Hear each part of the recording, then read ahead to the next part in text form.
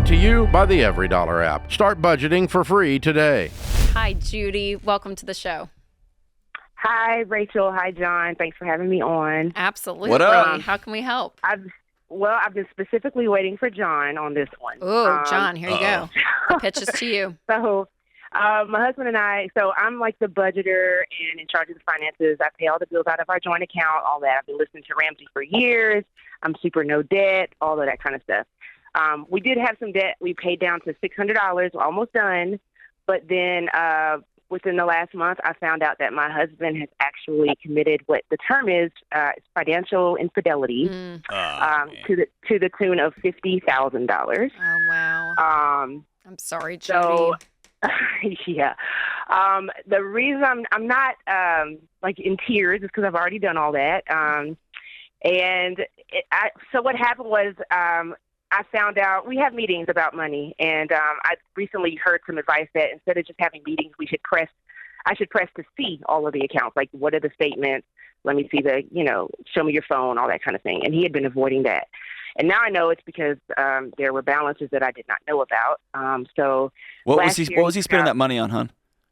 So I now have the passcodes to everything, and it was just groceries and gas and kids need this. There was nothing extravagant. It's just he was spending more than he was making. And I'm a stay-at-home mom, so we just didn't have the income. So he had run up credit cards, got a $17,000 personal loan to pay them off last year, and then ran it up again to another $24,000 loan this year, just 2 months ago. Judy, have you seen those statements? Yes, I've seen everything now. I got his credit report.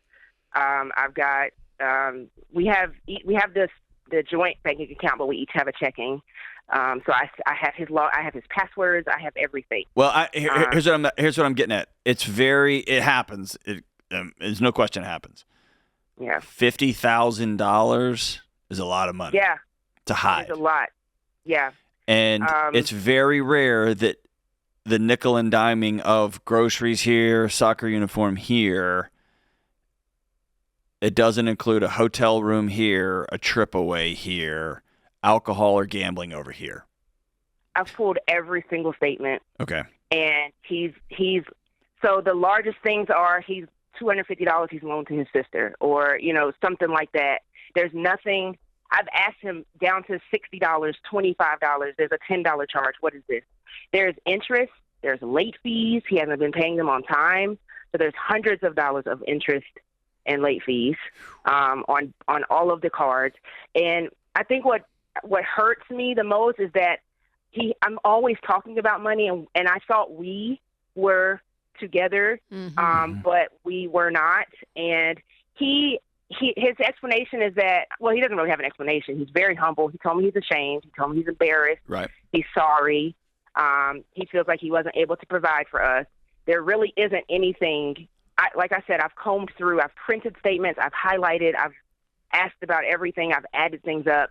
Okay. And he just was swiping his card. We just didn't have the money. Okay. So we start FP today because I push for that. Okay. Because mindset wise, I feel like we weren't together. So what's your question, hon? How can I help? Well, something must have happened for this connection. Like, what do I do emotionally towards him? I know there's the money part, but there's also the relationship part. Sure. So here's what's real important. You mentioned it. You kind of flew over it, and I think this is where you have to start. Okay. And this is not a traditional infidelity advice.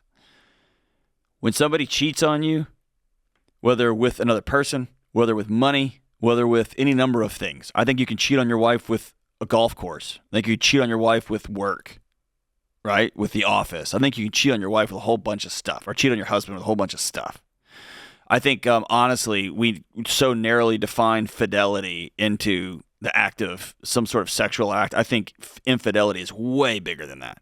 But we often focus on that thing, and that's what the Hollywood movies are made of, and that's what the big, oh my gosh, and you talk to your friends. I think there's another thing that is more catastrophic, and that is this. You missed it. Mm-hmm. And you don't trust you anymore. You don't trust the ground you walk on. You don't trust the cereal you're eating. You don't trust your own radar system. And that, I think, is often as much, if not more, disorienting than the actual act of infidelity. Because when he sat down and explained it to you and you went through every single thing, his story actually makes sense. He was a grown man who was ashamed that he couldn't provide for his kids, and he just punted reality until it hit him in the mouth. I wouldn't advise that, but that story's plausible. What's scary for you is the sidewalk you walk on, which is, I can at least trust me. You don't trust you anymore. And so I think you start this process, with here's the 4 or 5 things I need on a daily basis so that I can begin to rebuild trust. Your marriage, as you knew it, was over. Y'all are building something completely new. Honey, I need these 4 or 5 things every single day. And you get to decide what those are, and he gets to decide whether he's in or out. But more importantly, I want you to go talk to a professional counselor. In fact, stay on the line. I'm going to hook you up with 3 months with my friends at BetterHelp. You have to start learning to trust you again, because you're not crazy, and right now you feel like you've lost in the wind. Hang on, we'll get you hooked up with some professional licensed therapists.